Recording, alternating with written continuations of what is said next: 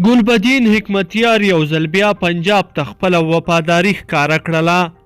پاکستان کې ګلبدین حکمتیار د افغانستان د حکومت په اړه څه وویل، په دې ویډیو کې را سره وګورئ او چینل در سره ضرور سبسکرایب کړئ. درنو لیدونکو السلام علیکم، وخت مو په خیر. د افغانستان د حزب اسلامي ګوند جهادي مشر ګلبدین حکمتیار اسلام آباد کې په یوه خبري ناسته کې وویل چې د کابل حکومت د جګړې دوام غواړي او د سولې پلوی نه دی. ګلبدین حکمتیار چې پرون اسلام آباد کې د سفر دویمه ورځ وه، په خبري ناسته کې په افغانستان کې د امریکا او نورو بهرنیو ځواکونو شتون ته په اشارې وویل. څو چې په افغانستان کې بهرني ځواکونه شتون ولري، سوله او ثبات به هیڅکله ټینګ نشي.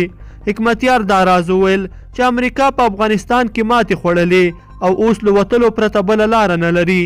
نوموړی وایي چې پاکستان د امریکا او طالبانو ترمنځ سوله کې خورا مهم رول لوبولی دی او د افغان سولې پروسې بشپړ ملاتړ ته هم ژمن دی.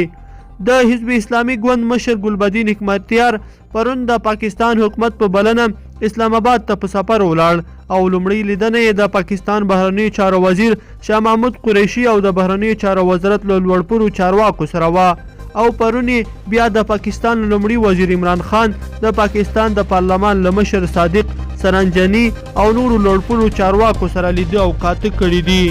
لیدونکو په دې هیله چې دا مطلب به منحصره تر پایه پورې لیدلی وي. که مو دا ویډیو خوښه شوې ویډیو لایک کړئ د سره او چینل سبسکرایب کړئ. تر بیا ښه وخت.